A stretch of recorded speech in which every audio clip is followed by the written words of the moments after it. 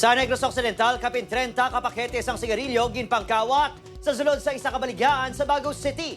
Insidente na huli ka. Nakatutok Irene Pedreso. Sa kuha sa CCTV, makita ang pagsulod sang lalaki nga nakakalo, naka-long sleeves nga puti, kag may suksok nga sling bag sa isa kabaligyan. Sa isa pa kaanggulo, makita nga nagpanilag pa ini.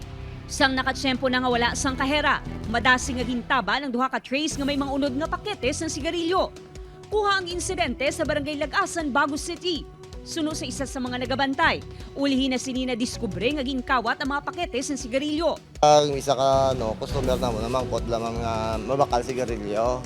Dito na namon na nga wala na damon yung mga items yung mga sigarilyo. Na mangkotanay kami kung basi kung sino nakatago. Kaya mo ito nga sungulihin, nabalaan ko nga daw duda na gid ko, ginrewind ko ang CCTV. Sa pagbanta ni Boy, naglapot sa kapin 30 ka mga paketes ng sigarilyo nga nagabalor sang 10,000 pesos ang ginkawat sa sospek. Ginreport na sa tag-iya sa kapulisan ng insidente. Pila sini nga ka cashier, wala dito matabuan sang time nga naman.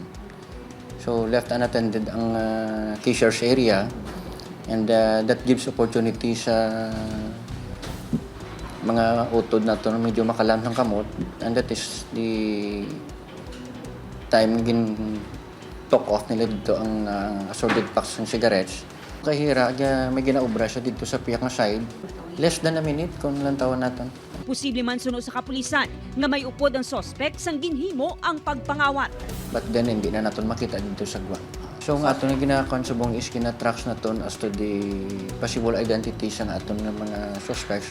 Is make secure man naton ang aton nga residente or place of business naton as to the ma-deny naton ang opportunities ang would-be criminals. Upod kay Reynald Castillo, Irene Pedreso. 1 Western Visayas.